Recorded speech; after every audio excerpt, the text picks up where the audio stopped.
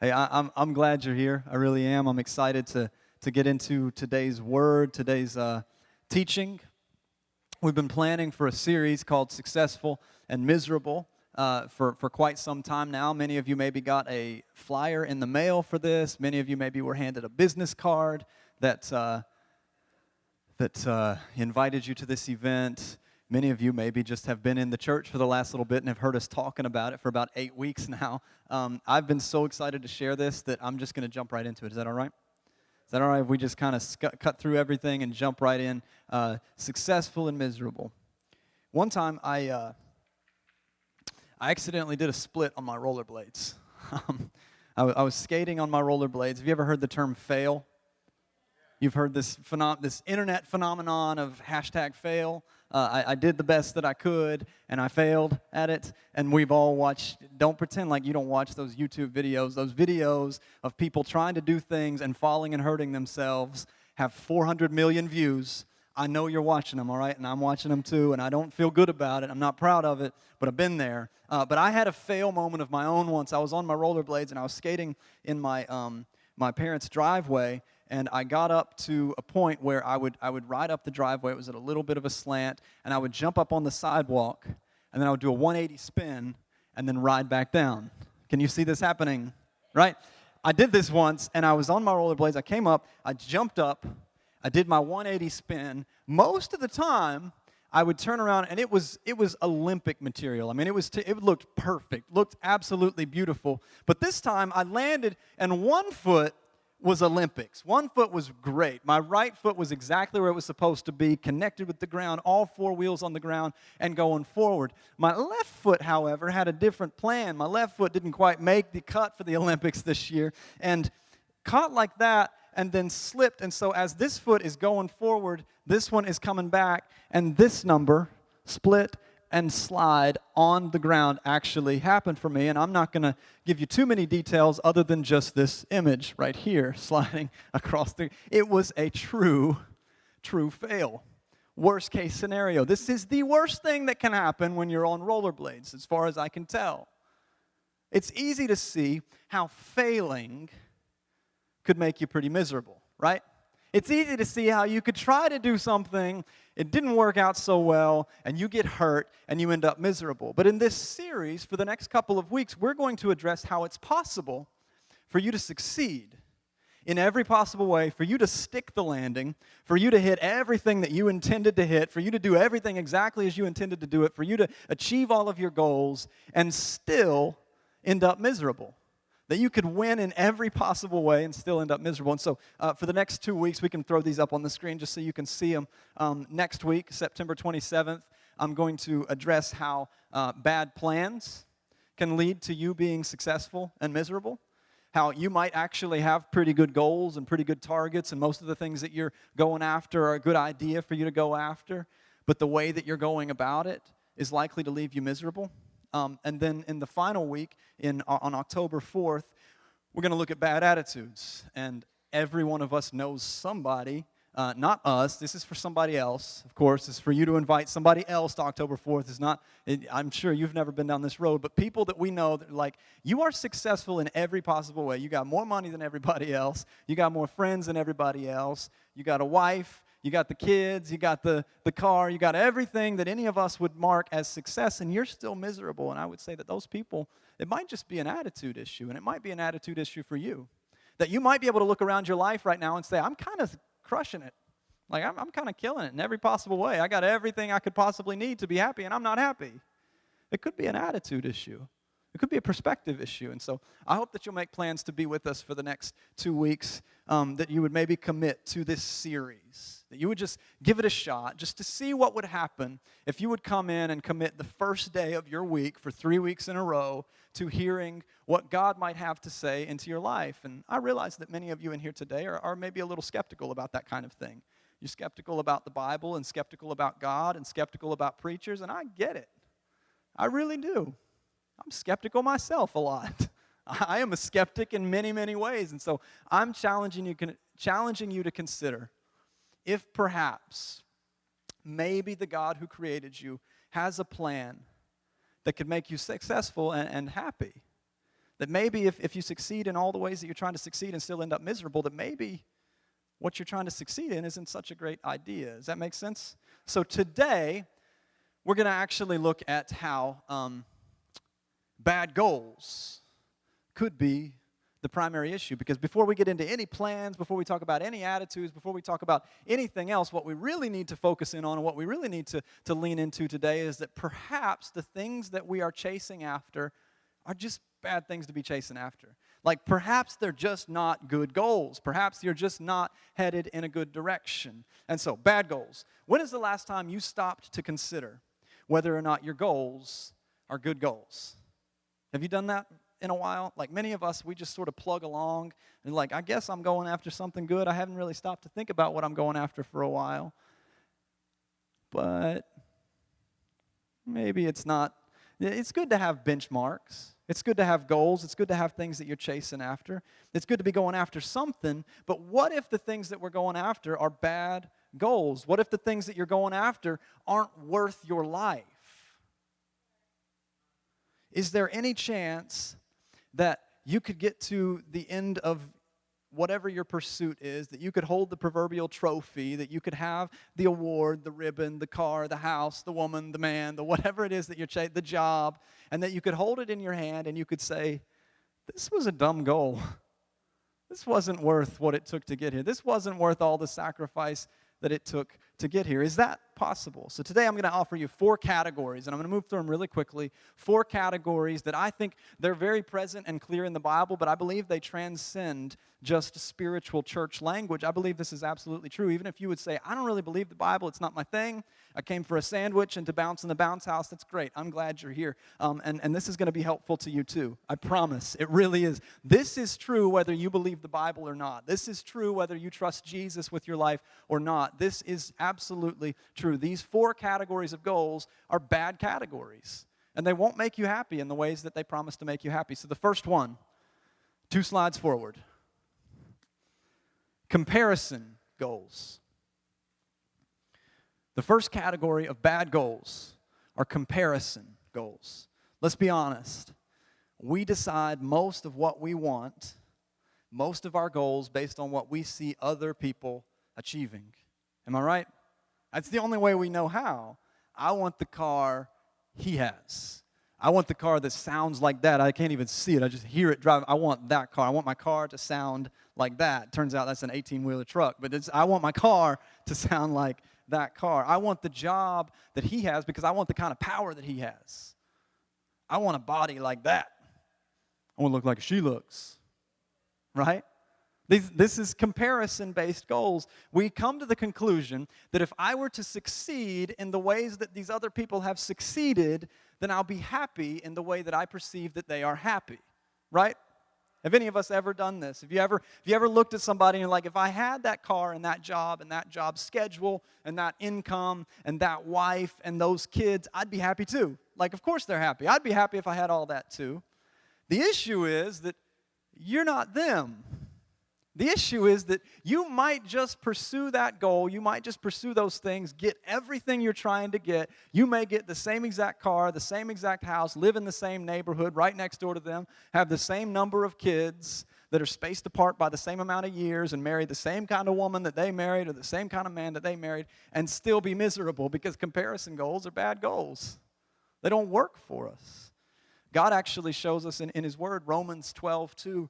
He says, don't copy the behaviors and customs of this world. Don't copy the behaviors and customs of other people.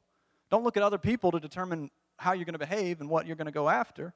Let God transform you into a new person by changing the way you think. Then you will learn to know God's will for you, which is good and pleasing and perfect. That His will is perfect. Like, it's not just a better way. It's the only way that's actually going to make you happy. God wants to help you see the goals that He has set for you. He wants to change the way that you think altogether. See, we can't really have an original thought when it comes to our goals. Most of us claim is just like, I just want to stand out in the crowd. I just want to do me. I'm going to do me. And the reality is that me doing me is me looking at somebody else that I think is cool, doing them, and I'm going to try to do it like they do it. I mean, that's really the only way we can. It's the only way we know how, is to look at other people and to compare ourselves and to shoot for it. But the issue is that having that guy's job won't make you happy in the way that you perceive that that guy is happy. Having her body won't make you feel sexy in the way that you think that she feels sexy all the time. It's just the reality of it. You're still going to be you. You're still going to have your perspective for things. You're still going to feel how you feel. Having that car won't make you happy in the way that the guy driving that car right now seems to be.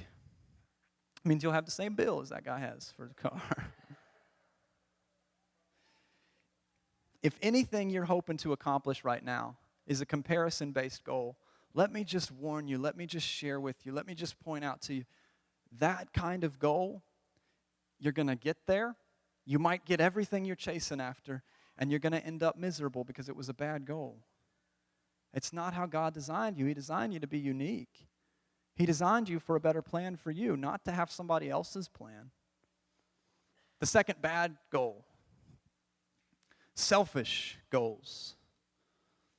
The second category are selfish goals. You see, those who live their entire lives only to please themselves live miserable lives.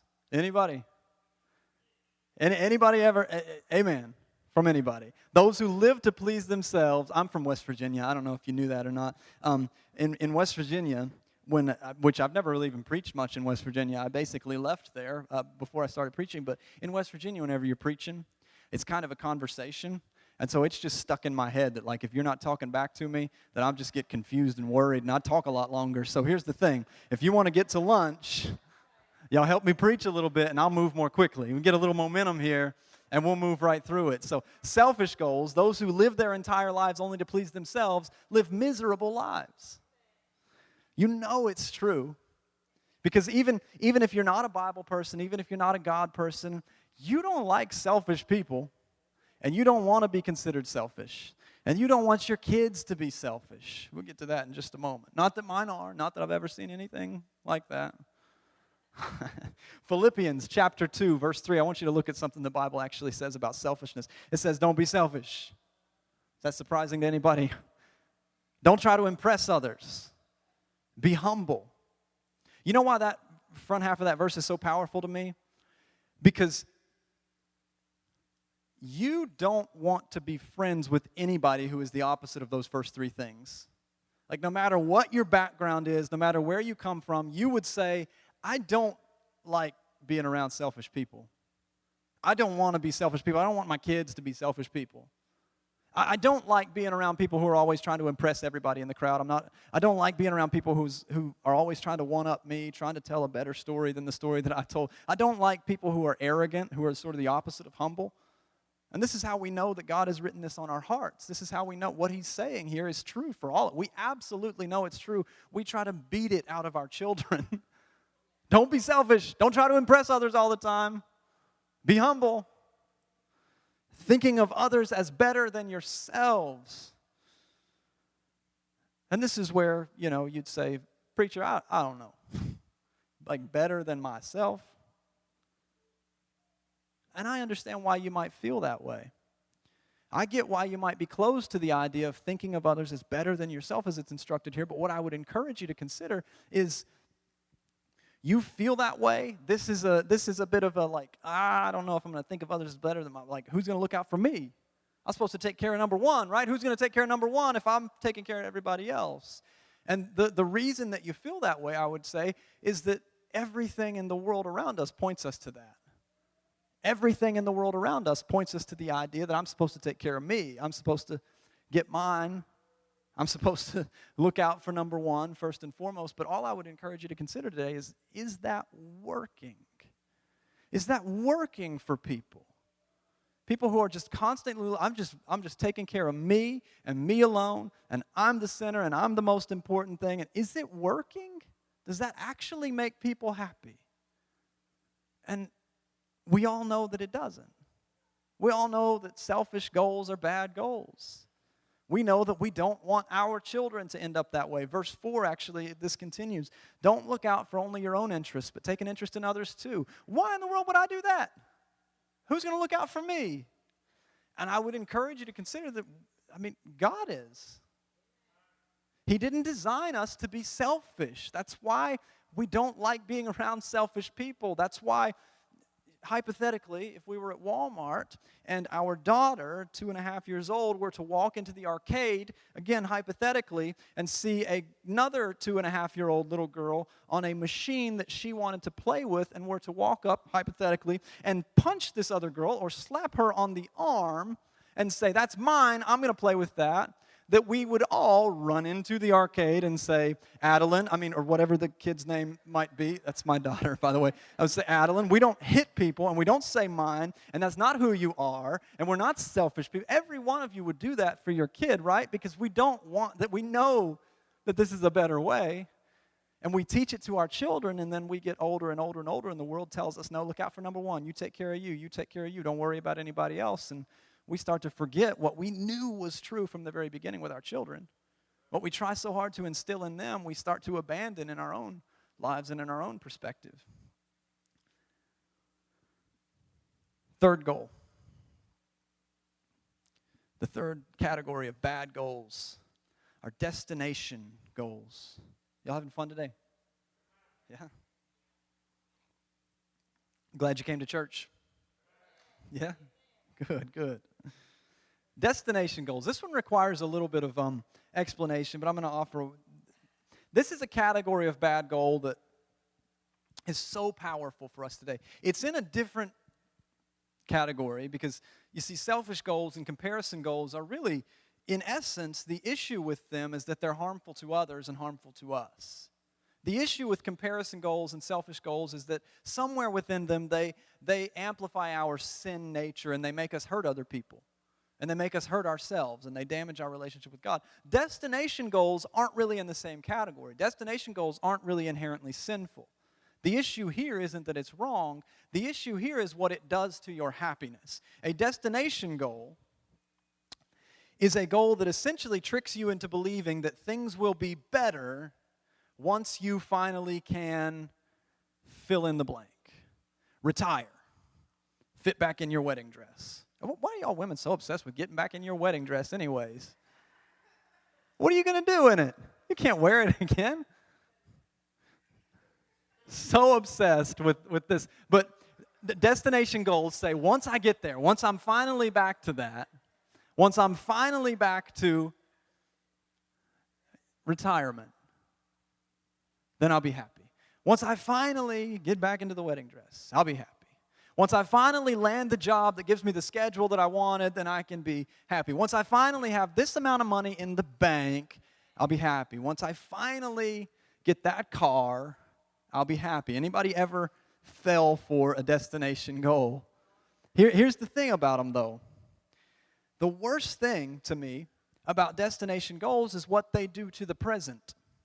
Jesus warns us against destination goals for two specific reasons. I want us to take a look at them for just a second. The first thing that he warns us about destination goals is that destination goals take your attention away from today.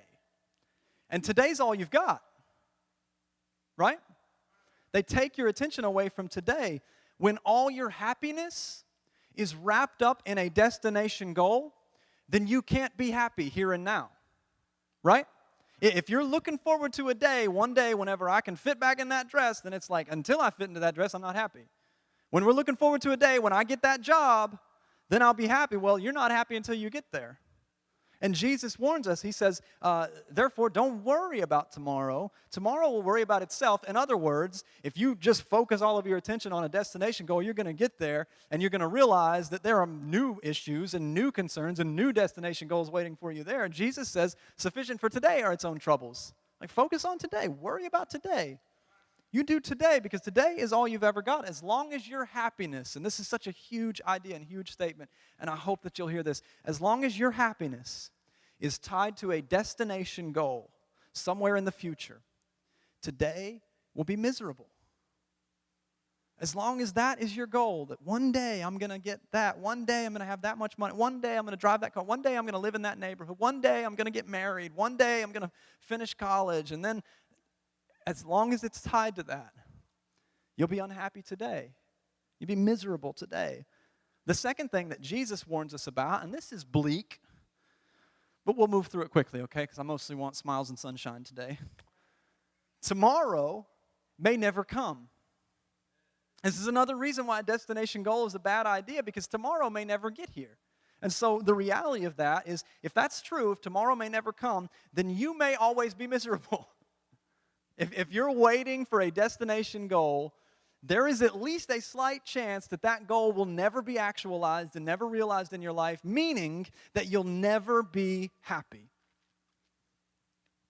How terrible is that, to have all of my attention set on a day when I finally get that promotion and I get fired before I get that promotion? Does that mean I can never be happy? I'll never get that promotion. It's not going to happen. Jesus tells a story. It's a bleak story. I told you it's bleak, but we'll move through it quickly. I'm going to read it real fast, okay? Luke 12.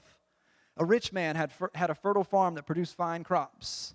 He said to himself, "What should I do? I don't have enough room for all my crops. I know, I'll tear down my barns and I'll build bigger ones. Then I'll have room to store all my wheat and other goods. And I'll sit back and I'll say to myself, my friend, you have enough food stored." This guy's got some issues, doesn't he? Sitting around just talking to himself about his food. "My friend, you have enough stored away for years to come. Now take it easy. Eat, drink, and be merry." But God said to him, "You fool, you will die this night. You'll die today. Then who's going to get everything that you stored?" Now, is that God being cruel? Is that God being mean? Is that God killing a man? This is a proverb. It didn't actually happen. Jesus is telling a story as an example here. No. What God is actually saying to this man is, this was going to happen anyways. Like, this was going to be your last day. It was it. I had appointed your day to be this as your last day. And he says, this man spent his whole life, and he came into a really good harvest, and he had this great moment where he got really rich, and he threw it all back, and he said, "I've finally reached my destination. I can finally be happy." And God said, "Yeah, but you don't get to live in your destination, because that was it. This is it. It's over for you." This is why we can't live in this kind of thing. I know it's bleak. You could spend your whole life planning on, reaching for destination goals that you believe will make you happy, only to find that many of them you're never going to reach for one reason or another. And it's no way to live. Waiting for something that might never come, waiting to be happy, miserable today because of something that might or might not happen tomorrow. And then there's a final reason why I believe destination goals are such bad goals in this fourth category. And it leads us into our fourth category, but before we go there, I want to say one more thing. Destination goals are bad goals because they bring about life's most painful question. For me, life's most painful question is the question, now what? The worst feeling that I can imagine is, now what? When you set your sights on something, whenever you have your goal set on something, it's a destination goal. As soon as I get there, then I'll be happy again. Then I'll have everything I need again. Then everything's going to be good again. For me, graduating from college was a huge destination goal. And guess what happened when I graduated college? The day I graduated, nothing. Like, I had the same job before as I did after. I didn't make any more money. Actually, one thing did change. I had a lot more time and a lot less friends. That's what changed. And so I had spent 4 years waiting for this. Like, as soon as I get this job, people are going to be knocking down the door looking to give me my dream job. As soon as I get this degree, everybody's going to come and they're going to say, "Drew, heard you got that degree. We've been waiting. 4 years, we've been waiting. We've had our eye on you. Our headhunters have been looking out for you."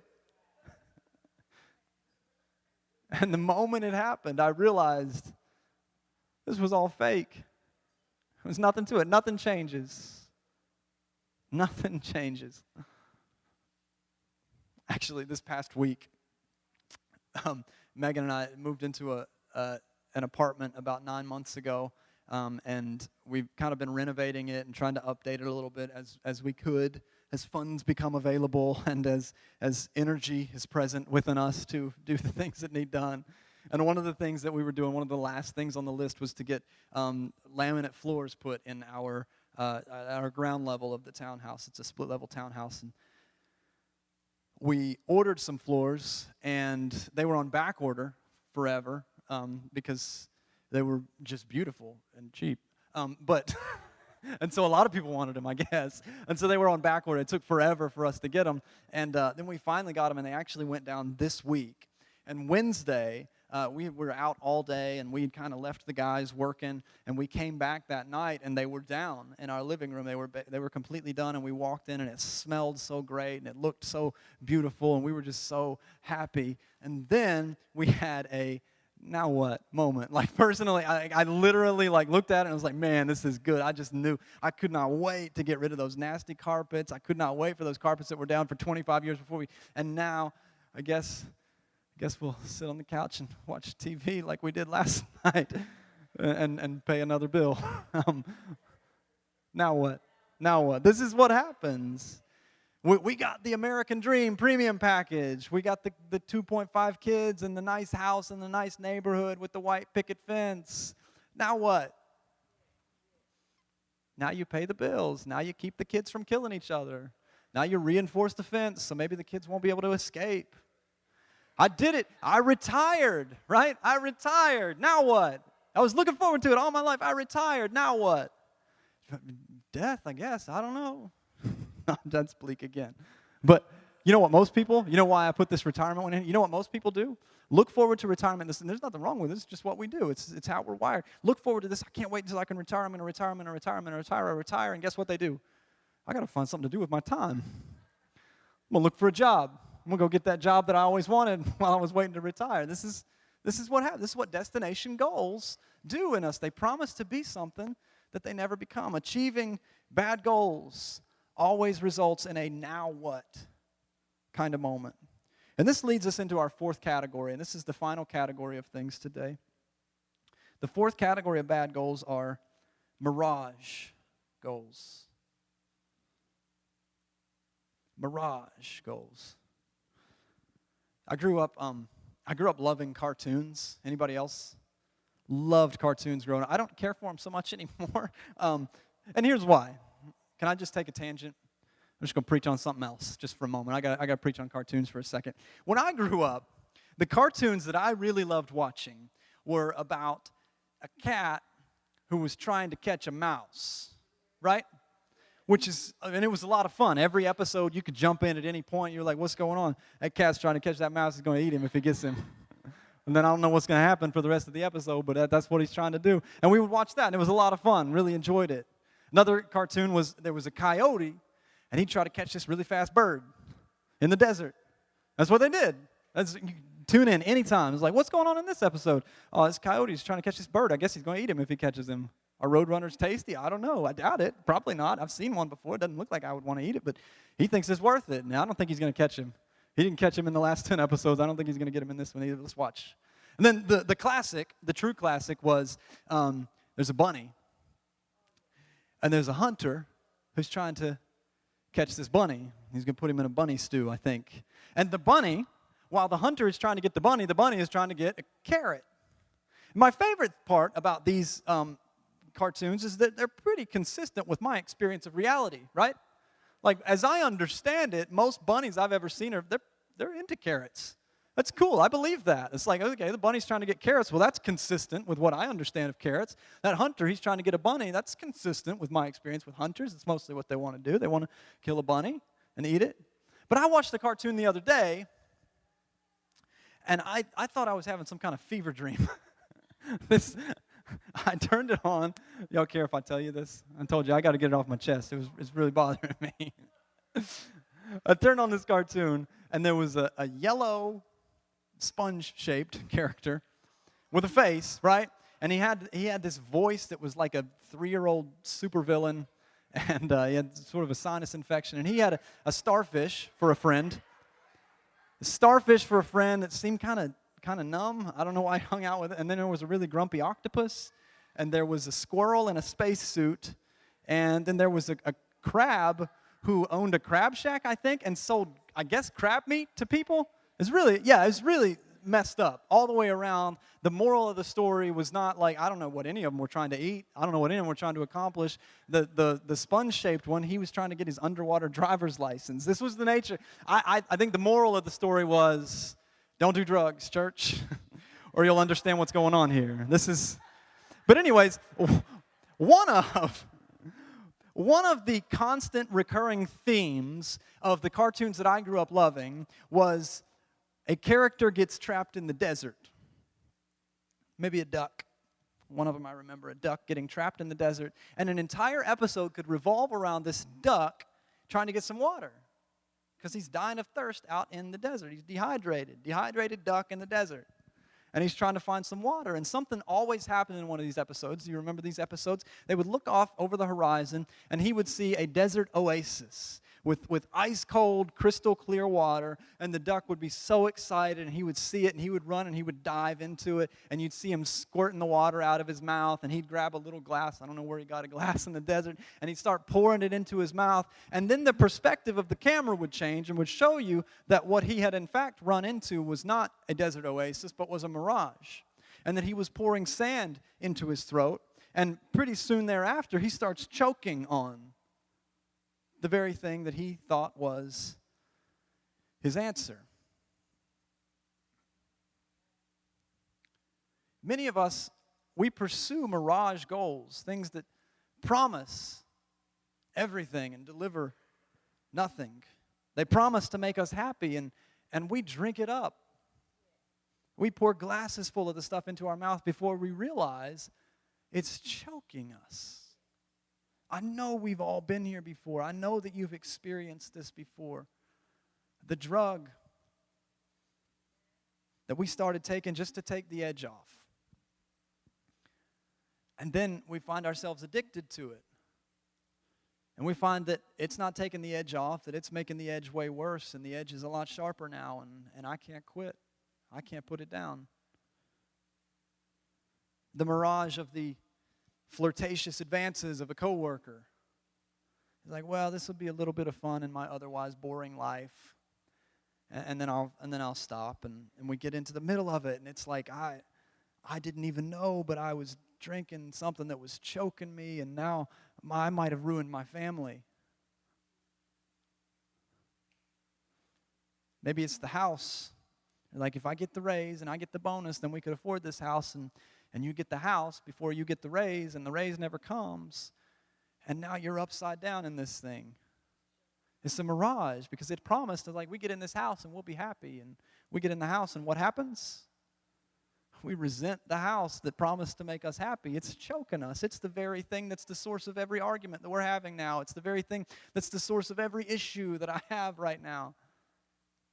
So what do we do? What do we do if most of our goals are bad goals? What do we do if we're on a path that might lead us to a place where we could end up successful? We might actually achieve everything that we're trying to achieve. We might actually get everything we're trying to get, yet we'll be miserable in our successes. That you might get the house, you might get the car, you might get the body, you might get the job, you might get everything that you're chasing and still be miserable because it's somewhere in one of these categories. Jesus invites this. This is what Jesus says. Mark chapter 8, verse 34, if any of you wants to be my follower, you must turn from your selfish ways. Don't have no selfish goals. Take up your cross and follow me. If you try to hang on to your life, you will lose it. But if you give up your life for my sake and for the sake of the good news, you will save it. It's so counterintuitive. I realize it runs so contrary to everything that we believe to be true. But just as I've talked about for the last couple of minutes here, everything that we believe to be true is a lie. Those comparison goals, they're not going to work.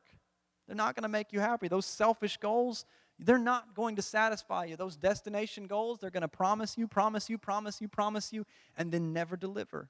They're all mirages. They're all lies. Jesus invites you to put your life in His hands, to let go of everything and simply trust Him. And He promises here that if you'll lose your life, if you'll do what's counterintuitive, if you'll let it go, then you'll be saved. But as long as you try to save yourself, you're going to be miserable. Then He asks a question, and this question is central to this entire sermon series. We're going to look at this question in some form or another every day of this series for the next 3 weeks. He says, what do you benefit if you gain the whole world, but you lose your own soul? Is anything worth more than your soul? What's it worth to you? He says, what do you benefit if you succeed in all the ways you're trying to succeed, but you lose yourself in the process? You lose your soul in the process. You lose the things that made you you in the process. What good is it to be successful in every conceivable way if all of our successes only bring with them more misery? Brian, if you guys would come. What good is it to chase after bad goals for your entire life only to find that you're losing more of yourself every day? What good is it to gain everything here on the earth if everything that you gain adds up to you losing your soul for all of eternity even? The stakes are actually set really high. I realize you already know that almost everything I said today is true. You already know this. I realize whether you're a Bible believer or a churchgoer or a Christian or a non-Christian, every one of you, you know these things are true. You know selfishness never makes you happy. You know that there are mirages. You all know. The second you heard me bring up the mirage goal, I believe most of you in this room thought, I remember my mirage goal. I remember there was one thing that I was chasing after, and it promised to deliver on everything, and it delivered on nothing. It promised to be everything, and it was nothing. That relationship promised to fulfill me, and there was no fulfillment in it. That job promised to make me happy, and there was no happiness to be found in it. You got the raise, and you're still miserable. You got the house, you're still miserable. You married the man of your dreams, maybe a couple of times, and you're still miserable. It's because these things were never meant to fulfill us. You still feel empty, still feel unloved. You've won the game, gotten the promotion, got the trophy, got the award, bought the house, and none of it fixed you. Anybody?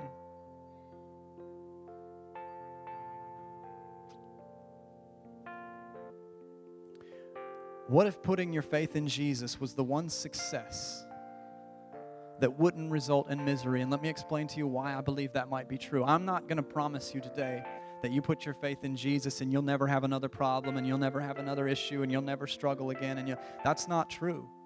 Not even Jesus promises that. In fact, everything that we just read, he points to the idea. He says, lose your life. He says, follow me to the cross. But what does he say? He says, comparison goals, they're not the plan that I have for you. He says, don't look to other people to determine what's good for you. Look to me. Don't look to other people to determine what you should go after. And that's never going to fulfill you. It's never going to make you happy. He's the one who models for us this selfless life. He's the one that shows us that you chase after selfishness and you might achieve the things that you're trying to achieve and you're going to be miserable in them. He's the one that points to the idea that you go after the destination goals and one of two things might happen. One, you might never get it, which means that you'll never be happy. Or two, you might get it and you realize that every day leading up to it was unhappy. And neither is good. He's the one, and he's the one who is the only answer that might not be a mirage. Because what he promises doesn't even look like a mirage. What he promises is reality. What he promises is, hey, everything else you tried, it didn't work, did it? Everything else you chased after, it didn't fulfill you, did it? Guess what? I can. And guess what you're going to have to do? You're going to have to sacrifice all of those bad goals. Jesus says, leave the comparison behind. Leave the selfishness behind. Leave the destination stuff behind. Leave the mirages behind. Lay it all on an altar. We're going to share a song with you actually at this time that's I would encourage you just to stay right where you are. We'll put the words on the screen. This song is essentially an invitation, but it's an invitation that maybe needs a little bit of explanation. An altar is not where I'm standing. An altar is not a place in a church. An altar is not where you go to kneel. An altar is a position in your heart. And altars all throughout Scripture are places where things die. And so Jesus invites us to come to an altar and to kill the bad goals and to begin to lean into the idea that perhaps this never was going to fulfill me, perhaps this never was going to work, and maybe I should just crucify it on an altar. Maybe I should just let it die. Maybe I should just let my selfishness die. Maybe I should just let setting my sights on something in the future and putting my hope in that and putting my happiness in material things and putting my happiness and hope in some relationship. Maybe I just need to sacrifice that and to let it die. So I want you to consider the words of this song as we sing this